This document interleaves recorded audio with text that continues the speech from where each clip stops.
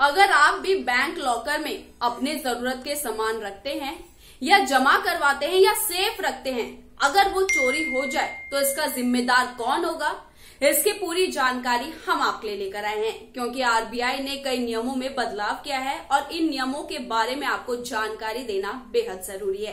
पूरी जानकारी हम आपको देंगे, लेकिन उससे पहले आपसे अनुरोध करेंगे इस वीडियो को ज्यादा से ज्यादा शेयर कीजिए और साथ ही अपनी राय हमारे कमेंट बॉक्स में लिखना ना भूलिएगा। देखिए पूरी रिपोर्ट। अगर आप भी बैंक के लॉकर में अपनी जरूरी चीजें रखते हैं तो ये खबर आपके लिए है। रिजर्व बैंक ने लॉकर को लेकर नियमों में बदलाव किया है। इन बदलाव का सीधा असर उन ग्राहकों पर पड़ेगा जो लॉकर्स का इस्तेमाल करते हैं। आरबीआई के नए नियम अगले साल यानी 1 जनवरी 2022 से लागू हो जाएंगे। लेकिन क्या बदलाव आरबीआई ने किया है, इसकी पूरी जानकारी हम आपको देते हैं। आरबीआई की नई गाइडलाइंस के मुताबिक बैंकों को अपने बोर्ड से मंजूर ऐसी नीति को लागू करना होगा जिसमें लापरवाही की वजह से लॉकर में रखे सामान को लेकर उनकी जिम्मेदारी तय की जा सके। वही नियम के मुताबिक प्राकृतिक आपदा या एक्ट ऑफ गॉड यानी भूकंप, बाढ़, आसमानी बिजली, आंधी तूफान के मामले में बैंक किसी नुकसान के लिए जिम्मेदार नहीं होगा।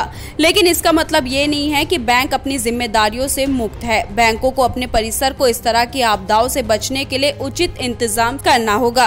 इसके अलावा जिस परिसर में सुरक्षित जमा लॉकर है उसकी सुरक्षा की पूरी जिम्मेदारी बैंक की ही होगी। रिजर्व बैंक के नए नियम के तहत आग, चोरी, इमारत ढहने या बैंक कर्मचारियों की ओर से किए गए धोखाधड़ी के मामले में बैंकों की देनदारी उसके वार्षिक किराए के 100 गुना तक सीमित होगी।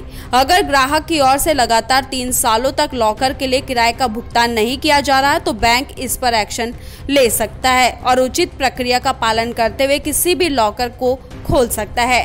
इतना ही नहीं, रिजर्व बैंक के नए नियमों के मुताबिक बैंकों को लॉकर करार में एक प्रावधान शामिल करना होगा जिसके तहत लॉकर किराए पर लेने वाला ग्राहक लॉकर में किसी भी तरह की गैर कानूनी या खतरनाक सामान नहीं रख सकते।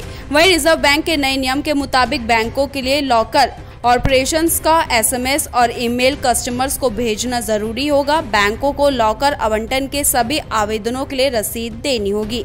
अगर लॉकर उपलब्ध नहीं है तो बैंकों को उपभोक्ताओं को वेटिंग लिस्ट का नंबर देना होगा। बैंकों के ब्रांच वाइज लॉकर अलॉटमेंट की जानकारी और waiting list core banking system से जोड़ा जाएगा या साइबर सिक्योरिटी ढांचे के कंप्लायंस वाली किसी दूसरे कंप्यूटराइज्ड सिस्टम में डालना होगा।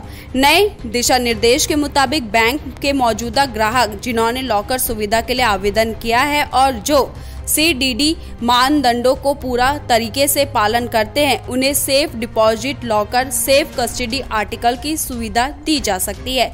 नए नियम के मुताबिक जिन ग्राहकों का बैंक के साथ कोई दूसरा बैंकिंग रिलेशन नहीं है उन्हें सेफ डिपॉजिट लॉकर या सेफ कस्टडी आर्टिकल की सुविधा दी जा सकती है। वहीं बैंक ग्राहक को सूचना देने के बाद ही लॉकर की शिफ्टिंग एक जगह से दूसरी जगह कर सकेंगे। लॉकर के किराए के रूप में टर्म डिपॉजिट का इस्तेमाल किया जा सकता है। स्ट्रॉन्ग रूम वॉल्ट की सुरक्षा के लिए बैंक को पर्याप्त कदम उठाने होंगे। एंट्री की एग्जिट का CCTV फुटेज कम से कम 180 दिन तक रखना जरूरी होगा। खबर के लिए ब्यूरो रिपोर्ट। तो ये बदलाव आरबीआई ने किए हैं।